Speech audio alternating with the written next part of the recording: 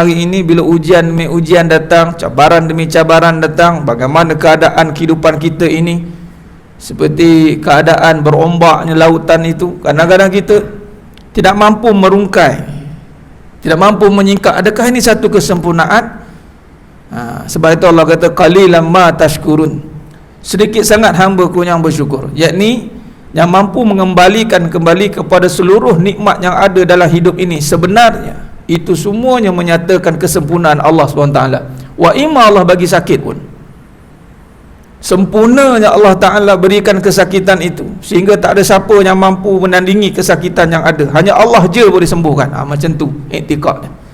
Sebab tu dia panggil takdir baik, takdir buruk. Takdir baik, takdir buruk, buruk pun takdirnya baik. Sebenarnya sebab datang daripada Allah yang maha baik. Ini iktikad yang kita kena bina, tuan-tuan sedang mata Allah SWT dalam hidup ini. Apatah lagi dalam perbincangan kita hakikat kehidupan ini, kita mengkaji semula atau mentafsir kehidupan ini. Biasa kita tafsir Al-Quran, kemah dah, cantik dah, kita belajar tafsir Al-Quran dan kita kaitkan dengan kehidupan. Tapi kadang-kadang bila kita nak tafsir kehidupan secara langsung, kita terus nak ambil contoh kehidupan yang sakit, kadang-kadang tu terkucil kita dalam mentafsirnya. Bila kehidupan yang Allah uji dengan sakit, keadaan tu seperti macam Allah tak menyebelahi kita lah. Kadang-kadang tu dia kena kait balik dengan Al-Quran. Tapi apabila kita ada kaedah ataupun kaifiat ataupun qawaid ataupun apa maqasid, macam-macam lah nama dalam kehidupan ni, dia ada kaedah dia, tuan-tuan. Kalau kita tak nak salah tafsir kehidupan, maka ikutlah kaedah yang dianjurkan. Apa kaedahnya? Khuluqul karim, akhlak yang mulia. Kaedah mentafsir kehidupan itu mesti bersandarkan pada akhlak Nabi SAW. Saya selalu ulang perkara ni, dan ini agenda yang sangat besar. Innama bu'istu liutammima makarimal akhlak. Tidaklah sesungguhnya Nabi SAW itu diutuskan itu untuk makarimal akhlak, untuk memuliakan atau mengislahkan perangai, perbuatan yang mana yang sering melihat kejadian ni ada je tak kena. Itu perbuatan tak betul, ada je sebab tak kena. Lala sekali habis dihancurkan semua. Bila dah ada yang tak kena tu, manjang tak kena, ada dah benda yang dia akan buat sampai benda tu rosak. Contoh manusia ni, dah kemas dah ciptaan dia, cantik dah ciptaan manusia. Laqad khalaqnal insana fi ahsani taqwim, cantik, kemas. Tapi kerana manusia ni gagal memahami manusia ni sempurna dengan mengikut kehendak Allah, maka dia gagal, dia masuk dalam lembah nafsu, maka dia buatlah benda yang Allah tak suka. Akhirnya rosaklah manusia itu. Itu masuk dia. Jadi sedang mata Allah SWT, maka dipecahkan perbincangan itu pada 4 usul yang besar. Dan kita dah melepasi pada fasa yang pertama tu siddiq, amanah, fatanah, tabi'ah. Ini nak masuk pada amanah. Saya nak ringkaskan perbahasan, sebab kalau siddiq ni panjang lebar. Ditakdirkan insya-Allah habis syarah kitab ni, kita akan lebih memperhalusi, mendetailkan tentang siddiq ni. Asas kehidupan yang pertama tu siddiq, tuan-tuan. Tafsir kehidupan dengan kebenaran, jangan dengan pengalaman. Pengalaman belum tentu mengajar erti kebenaran, belum tentu, tuan-tuan. Sebab tu bila datangnya agama dinul haq, menghancurkan pahaman-pahaman nenek moyang, tu dia. Hati-hati. Ada yang boleh pakai, ada yang tak boleh. Untuk selamat, kaji kebenaran, kemudian baru pilih yang mana benar, yang mana batil. Kebenaran. Belajar dengan pengalaman semata-mata, maknanya dia akan jadikan dunia ni sebagai dia punya guru lah. Jatuh bangun, dia belajar, dia tengok benda, kemudian dia kaji sendiri, dia tafsir sendiri. Memang Quran dia tak tafsir mana-mandai, tapi kehidupan dia mana-mandai tafsir. Sehinggalah dia buat satu pahaman yang mengganggu keyakinan dia. Sebagai contoh bab rezeki, tuan. Dia kaji, dia tengok bab rezeki ni, tengok dia kaji, punya kaji, rezeki tak boleh datang sendiri, dia kena atas kita juga pula. Kalau kita tak buat, tak jadi. Jadi rezeki datang mana? Atas kita lah, kata. Kita tu siapa? Kita lah.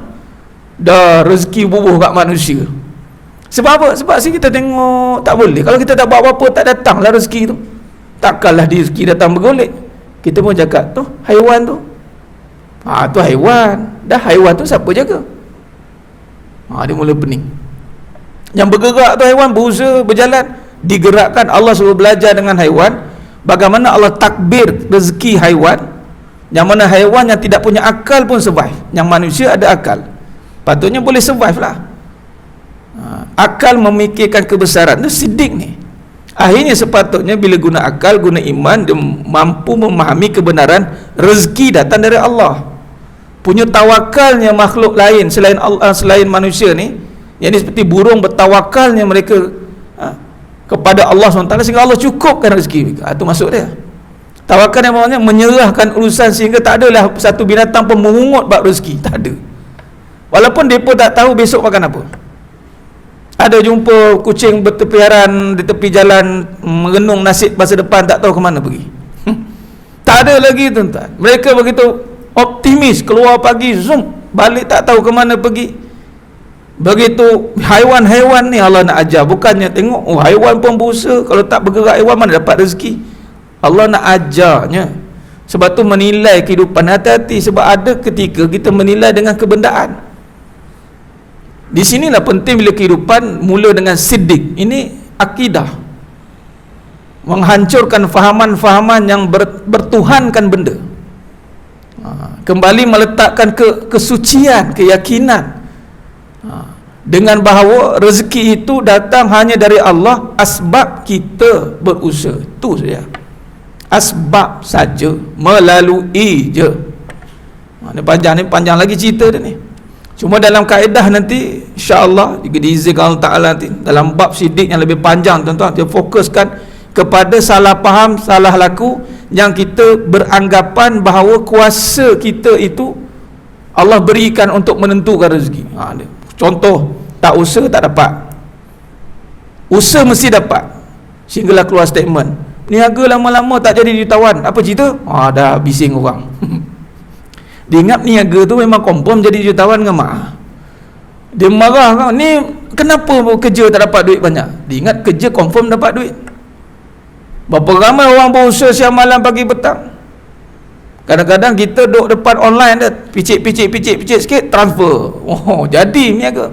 Ada setengah orang Allah takdirkan, kadang-kadang kita tak tergamak nak fikir cara dia usaha cek rezeki tu. Ya Allah, macam ni cara pun ada. Punyalah.